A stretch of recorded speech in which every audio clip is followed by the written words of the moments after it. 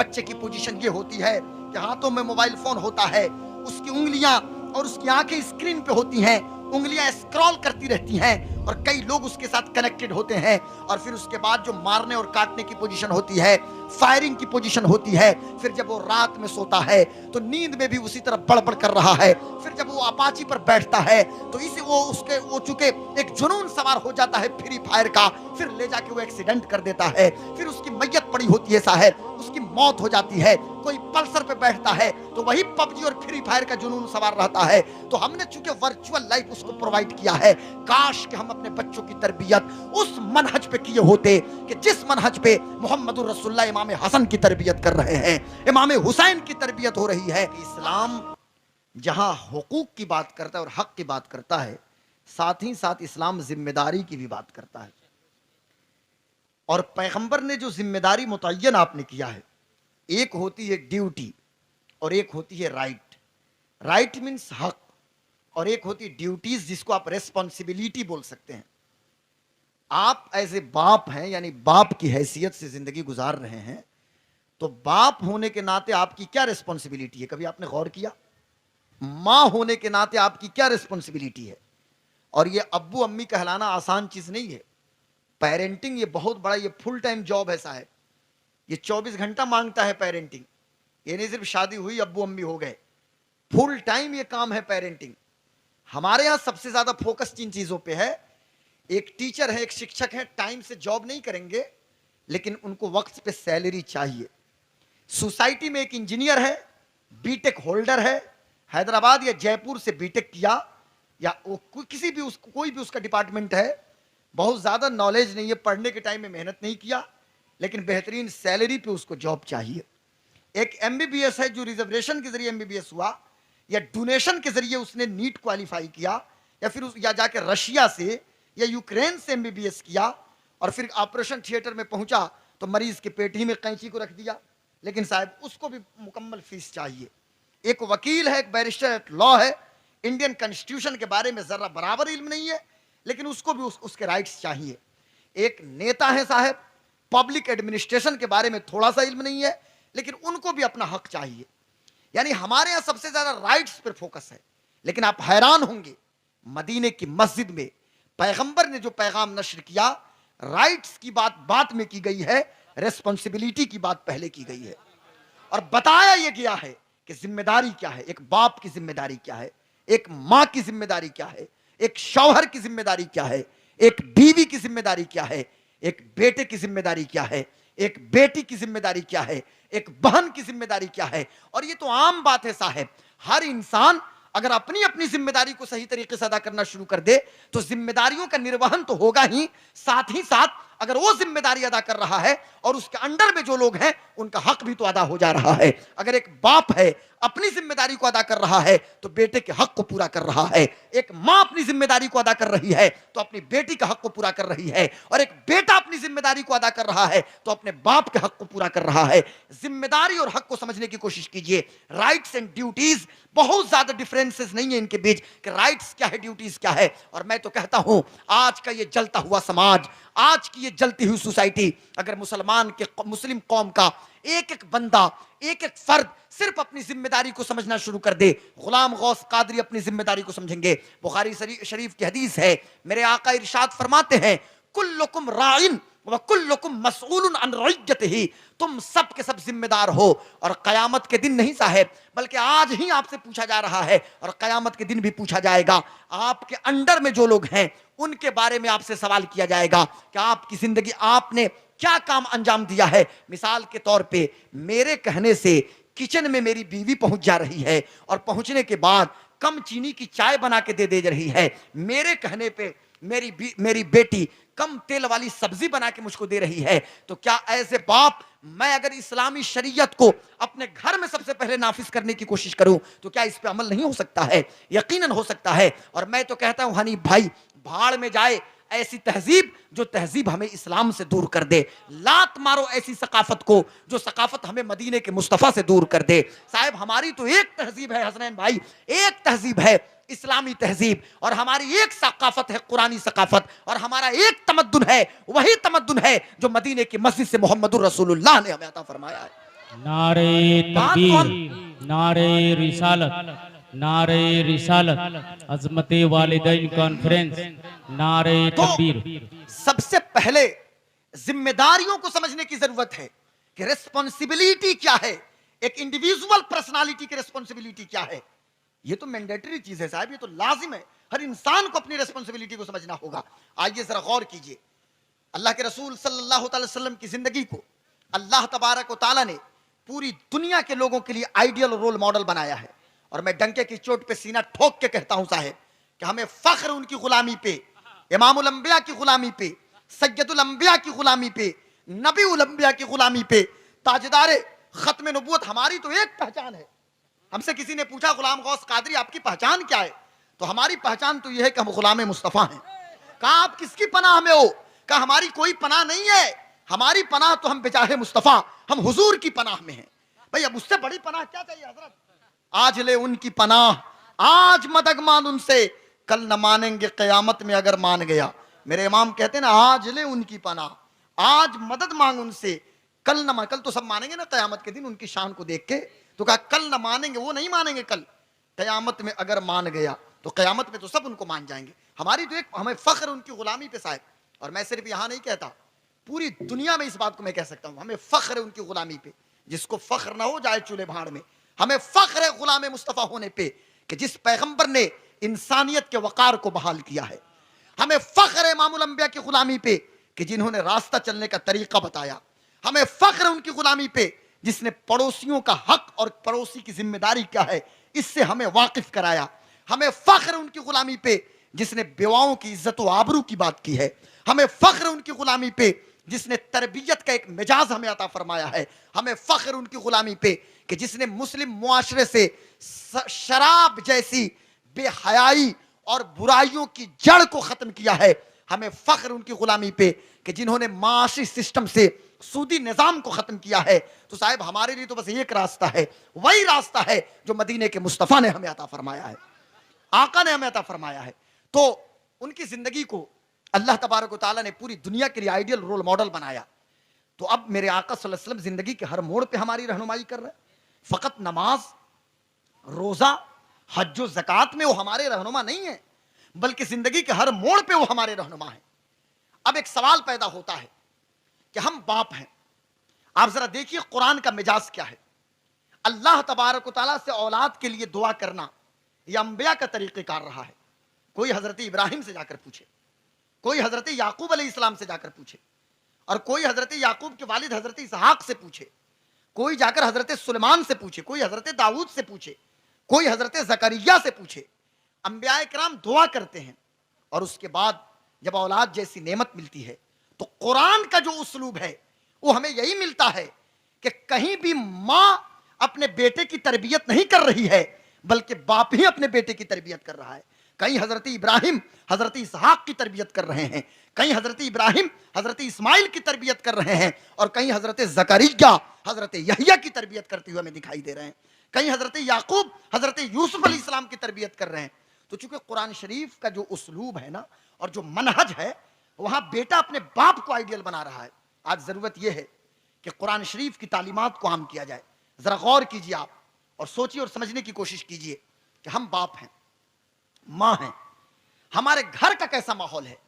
क्या हमने एक बाप होने के नाते अपनी जिम्मेदारी को सही तरीके से अदा किया कि नहीं। मेरा बेटा तो छोटा बच्चा था, टाई लगाकर उंगली पकड़ के हमने कन्वेंट में अपने बच्चे को सबसे पहले पहुंचाया, हमने मॉन्टेसरी में अपने बच्चे को सबसे पहले पहुंचाया, और उसके बाद मेरा बेटा न्यूटन का मोशन लॉ तो जानता है, मेरा बेटा अल्बर्ट आइंस्टाइन का rule of relativity E equal to MC square सापेक्षता का सिद्धांत, इसके बारे में तो उसको खबर है। मेरी बेटी को गैलीलियो और कार्ल मार्क्स के बारे में तो खबर है, लेकिन मेरे बच्चे को यह नहीं पता है अल जन्नतु तहत अक़दामे उम्महातिकुम, जन्नत तो तुम्हारी माओ के कदमों के नीचे है। हमने किया क्या मुझे बताइए। हमने उंगली पकड़ के उसे कन्वेंट में तो डाल दिया, और जब यही बेटा जवान हुआ तो ओल्ड एज होम में, वृद्धा आश्रम में उस बाप को धक्का देके पहुंचा रहा है। साहब हमने किस जिम्मेदारी को अदा किया।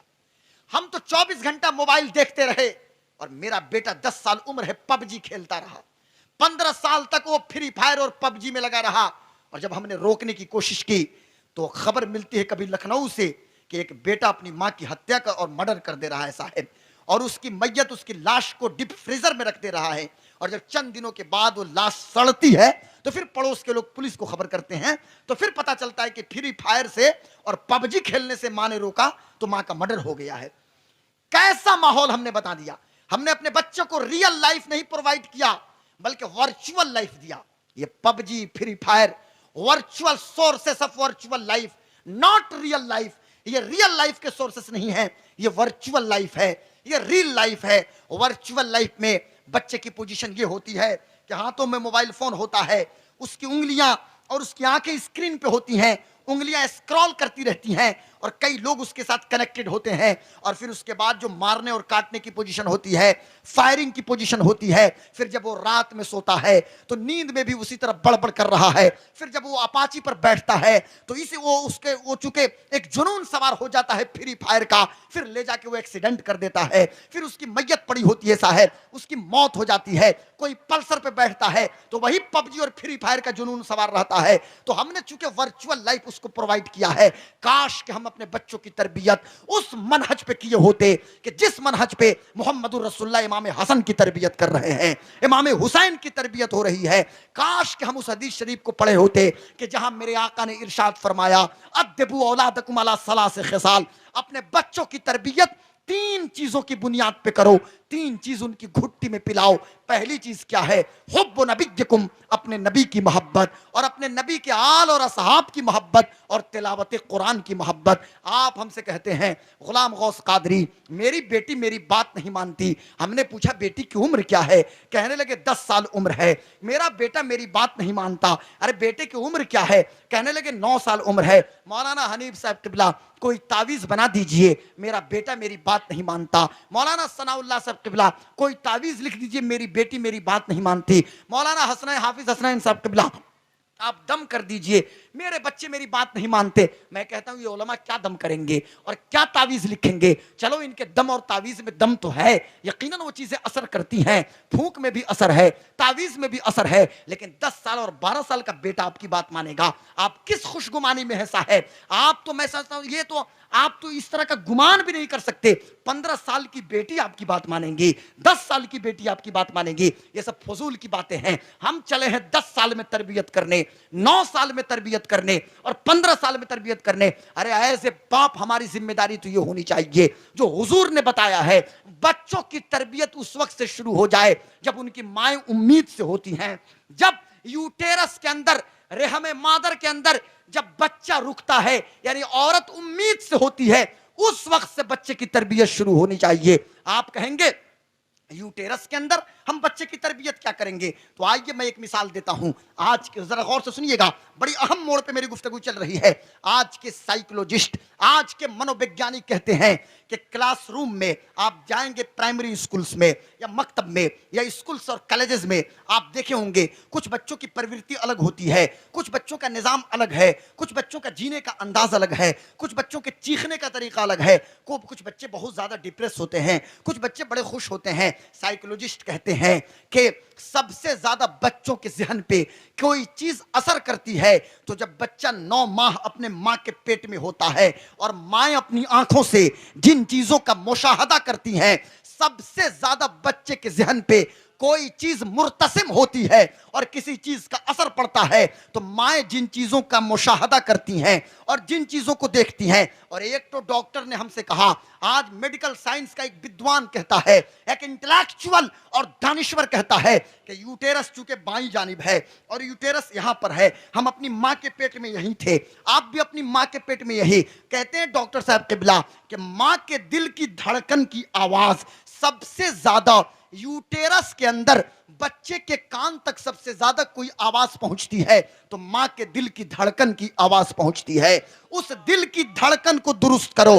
اب غلام غوث قادری کو کہہ لینے دیا جائے، ارے آج چلے ہیں آپ 10 سال کی عمر میں بچے کو سنبھالنے کے لیے۔ میری بیٹی جب امید سے تھی، میری بہن جب پریگننٹ تھی تو سامنے LCD تھا، لیکوڈ کرائسٹل ڈسپلے، اور ہاتھوں میں ریموٹ کنٹرول تھا، چینل پہ چینل بدلا جا رہا ہے، کبھی پاکستانی سیریل تو کبھی ٹرکش سیریل اور ڈرامے دیکھے جا رہے ہیں، تو کبھی طرح طرح کی بے حیائی سے بھرے ہوئے مناظر کا مشاہدہ کیا جا رہا ہے. اب آپ کہتے ہیں کہ بچے درست کیوں نہیں ہو رہے ہیں, بیٹی صحیح راستے پہ چل کیوں نہیں رہی ہے؟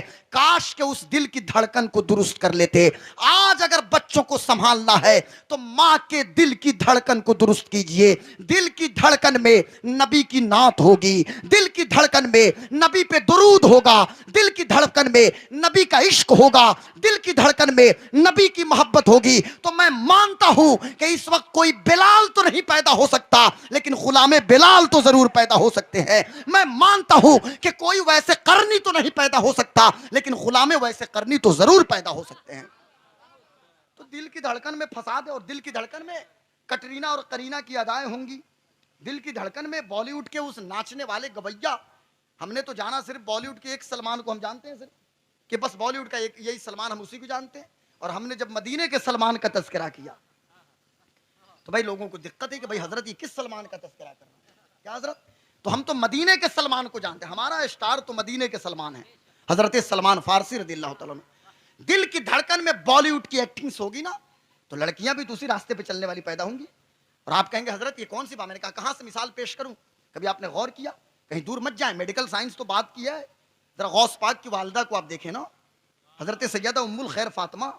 اسلامی تاریخ میں تو کئی بار یہ معاملہ ہو چکا ہے. ماں کے دل کی دھڑکن میں قرآن کی تلاوت موجود ہے.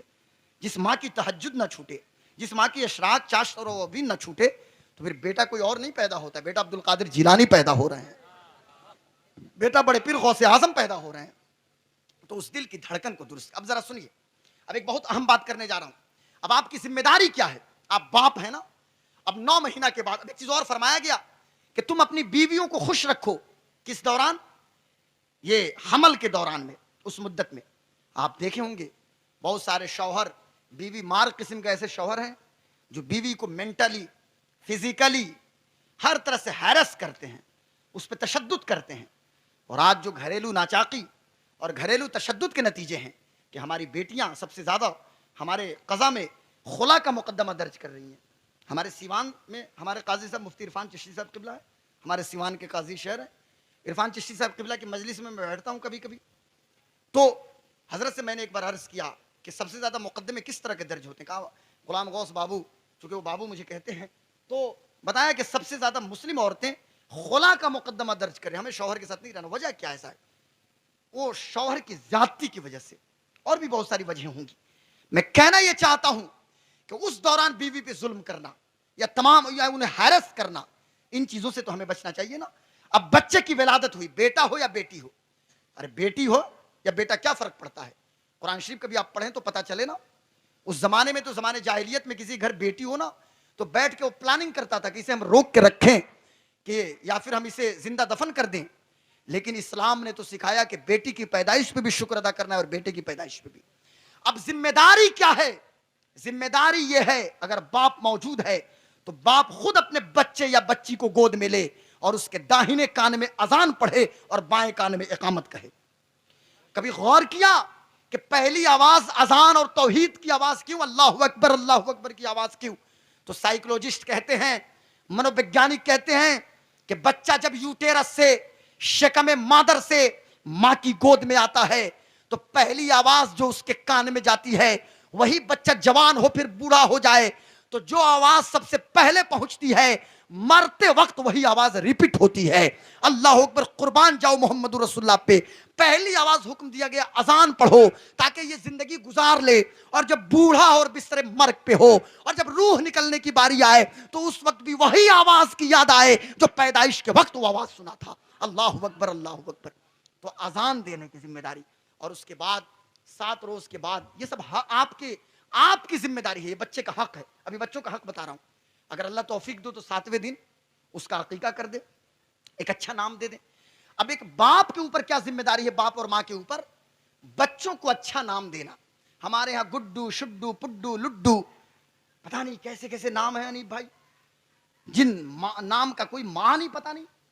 بچوں کا نام حضور فرماتے ہیں کہ اپنے بچوں کا نام یا تو انبیاء کے نام پہ رکھو, نہیں تو میرے صحابہ کے نام پہ رکھو.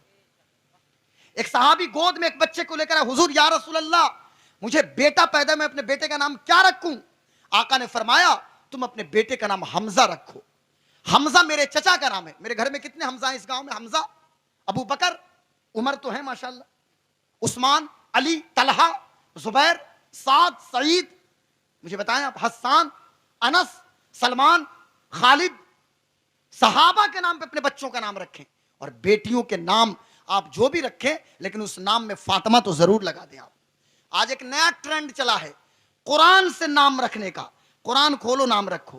تو کسی نے اپنے بچی کا نام ذالیکہ رکھ دیا, کسی نے حاضہ رکھ دیا, کسی نے لاریب رکھ دیا. بھئی کیا مانا ہے؟ کسی نے اولائکہ رکھ دیا کسی بچے کا نام, آیت رکھ دیا. کیا کیا ڈرامے چل رہے ہیں. نام جو معنی دار ہونا چاہیے. صحابیات کے نام پہ بچیوں کا نام ہو, لڑکوں کا نام انبیاء. اور سب سے پہلے تو گھر میں بچہ پیدا ہو تو اس کا نام محمد رکھ دیں. محمد, اس کا عرف جو بھی, عرف ابو بکر ہو, عرف عمر ہو, عرف غلام غوث ہو, عرف جو بھی ہو, لیکن پہلے محمد رکھ دیں. یہ نام تو حضور کا نام ہے نا, یہ آپ کی ذمہ. اب ذرا سنیے ایک بات, پھر ہم آتے ہیں اب بچوں کے حق کے اوپر. یہ تو بچوں کا حق ہے, باپ کی ذمہ داری ہے. اب یہ بچہ بڑا ہو رہا ہے, اب تربیت وہیں سے شروع ہے. آپ کہیں گے اور بڑا ہو جا بھی تو چھوٹا ہے, کیا جانتا ہے. لیکن کبھی غور کیا, ہم کہیں نہیں جائیں گے, چونکہ ہمارے لیے مین سورس حضور کی زندگی ہے. ہم امام الانبیاء سید الانبیاء محمد رسول اللہ کو دیکھیں. ہم چلتے ہیں کاشان نبوت میں, کہیں دور مت جائیں. ہم نے تو بخاری شریف کے اندر دیکھا کہ کاشان نبوی ہے اور کوئی اور نہیں بلکہ حضرت فاطمہ کے بڑے بیٹے حضرت امام حسن ہیں. کون امام حسن؟ اللہ اکبر, کہ جن کے بارے میں حضور نے فرمایا تھا کہ میرا یہ بیٹا مسلمانوں کے دو گروہ میں صلح کرائے گا. میرا بیٹا جنتی جوانوں کا سردار ہے, یہ میرا نواسا ہے. اور حضرت امام حسن کو میرے آقا سونگھا کرتے تھے, کہتے تھے کہ یہ دنیا میں میرے پھول ہیں حسن اور حسین. میرے پیارے آقا صلی اللہ علیہ وسلم کیا دیکھتے ہیں کہ امام حسن اس وقت چونکہ گھٹنوں کے بل چلتے تھے. ارے بچے ایسے نہیں چلتے ہیں, اکڑو چلتے ہیں, گھٹنوں کے بل چل رہے ہیں, اور کھجور کا ڈھیر ہے. کہیں سے کھجور جو صدقے کی کھجوریں تھیں, یعنی صدقہ کی کھجوریں جو مسجد نبوی میں اس کا ڈھیر لگا ہوا تھا. یہ کیا حجرے عائشہ سے امام حسن نکلتے ہیں. صحابہ کی میٹنگ چل رہی ہے, صحابہ کا مجمع ہے, اور حضور صحابہ سے گفتگو کر رہے ہیں. لیکن اللہ اکبر, حضور صحابہ سے خطاب کر رہے ہیں لیکن توجہ امام حسن کی طرف ہے. حسن کا بھی مشاہدہ کر رہے ہیں, حسن کو بھی دیکھ رہے ہیں. امام حسن کی عمر کوئی 6 سال اور 16 سال کی نہیں ہے, امام حسن کی عمر صرف 6 مہینہ کی ہے. بخاری شریف کے اندر آتا ہے کہ امام حسن ادھر تشریف لے گئے اور صدقہ کی کھجور سے ایک کھجور اٹھایا. اور بچوں کی فطرت ہے کہ بچے کوئی بھی چیز اٹھاتے ہیں تو اپنے منہ میں ڈالتے ہیں. امام حسن نے اس کھانے والی چیز کو یعنی کھجور کو اٹھا کے منہ میں ڈالا. بس ڈالنے کی دیر تھی کہ رسول پاک اٹھے ہیں اور حضور دوڑ کے گئے ہیں اور اپنے بیٹے اپنے نواسے امام حسن کو گود میں لیا ہے اور منہ میں انگلی ڈالا ہے اور صدقہ کی کھجور کو باہر نکالا ہے. اور میرے آقا فرماتے ہیں کخ کخ یا حسن, اے حسن تھوک دو, یہ صدقہ کی کھجوریں ہیں جو نبی اور نبی کے گھر والوں پہ حرام ہے. اللہ اکبر, اللہ اکبر. یہ کب تربیت ہو رہی ہے؟ یہ 6 ماہ کے امام حسن ہیں تب تربیت ہو رہی. آپ کہیں گے بچے ہیں, ہمارے یہاں کے بچے ہیں, لیکن میں آپ کو کچھ اصول بتا رہا ہوں بچوں کی تربیت کیسے کرنی ہے. بچے باپ کے کہنے کو نہیں سنتے, بچے باپ کے عادات و اطوار کو کاپی کرتے ہیں. ہم دن بھر مصروف ہیں, گھر آئے تو گھر میں بھی بیٹھ کے ہم نے بھی جو کچھ دیکھنا ہے واٹس ایپ, فیس بک, انسٹا, ٹویٹر, لائن, ہائیک یا جو کچھ بھی ہے اس پہ ہم موجود ہیں. تو ادھر ہماری بیوی بھی وہ بھی بیٹھ کے ایسے اس کے پاس بھی اتنا بڑا یہ ہے آئی فون ہے یا کیا بولتے ہیں اسمارٹ فون. اب بچے کو بھی چاہیے, وہ بھی دیکھ رہا ہے. کاش کہ ہم گھر آتے اور اپنے بیٹے کو 2 سال کا میرا بیٹا ہو یا 1.5 سال کا, بیٹے نے ابھی بولنا شروع کیا ہے, 2 سال کا بچہ بابا کی داڑھیوں سے کھیل رہا ہے بیٹا. 3 سال کی بیٹی میرے بغل میں ہے اور گود میں بچے ہوتے اور ہم حضور کا ذکر کرنا شروع کر دیتے. گھر کا ماحول ایسا, ہم کہتے لا الہ الا اللہ محمد رسول اللہ, لا الہ الا اللہ محمد رسول اللہ. اب میرا بیٹا پوچھتا بابا یہ محمد رسول اللہ ہیں کون؟ اب بچے کو ہم کیسے موٹیویٹ کریں گے یہ میں بتاؤں. اور پب جی فری فائر کی بھی عادت چھوٹے گی, کارٹونز دیکھنے کی, یہ چھوٹو موٹو پتلو اور بالبیر اور کیا کیا, ان تمام چیزوں کی عادت چھوٹے گی. اس کا طریقہ یہ ہے کہ بچوں کو چونکہ میراکل پسند ہے, بچے کو ایسی چیزیں چاہیے کہ جس میں اٹریکٹ ہو بچے. اب یہ پتھر سے پانی نکلنا, سورج کا پھٹنا یا بالبیر کا اپنی انگوٹھی کے ذریعے شیروں کو بھگانا, یہ تمام کارٹونز بچے تو دیکھ لیے. اب بچوں کو بتانا ہے میرے بیٹا آپ کو پتا ہے کون ہے محمد مصطفیٰ صلی اللہ علیہ وسلم؟ میرے بیٹے آپ کو خبر ہونی چاہیے، یہ چاند دیکھیے، اب رات ہے، ہم بچے کو گود میں لیے ہیں، کہا بیٹا یہ چاند دیکھو، ہاں بابا یہ چاند ہے۔ آپ کو پتا ہے چاند بھی دو ٹکڑا ہوا ہے۔ اب چھوٹے چھوٹے بچے کہیں گے کیسے دو ٹکڑا ہوا؟ تو ہمارے پیارے آقا نے انگلی سے اشارہ کیا تو چاند دو ٹکڑا ہو گیا۔ اب بچہ حضور کے قریب ہوگا، چونکہ حضور کا معجزہ سن رہا ہے۔ اب بچے کو بتائیں گے بیٹے آپ کے یہ کھلونے ہیں، آپ کی یہ ٹوائز ہیں، لیکن ایک بچہ تھا جو آمنہ کا لال ہے، ایک شہزادہ ہے جو حلیمہ کے گود میں جس کی تربیت ہوئی ہے، اس بچے کی حالت یہ تھی کہ پالنے میں، مہد میں محمد رسول اللہ جھولتے رہتے تھے، اور حضور کی انگلی جدھر کو جاتی تھی چاند بھی ادھر کو جاتا تھا۔ اب بچے حضور کے قریب ہوں گے۔ اب ہم نے کہا بیٹے کو، میرے بیٹا یہ سورج دیکھتے ہیں نا، یہ سورج ڈوب گیا، اور ڈوبے ہوئے سورج کو واپس کوئی بلا سکتا ہے؟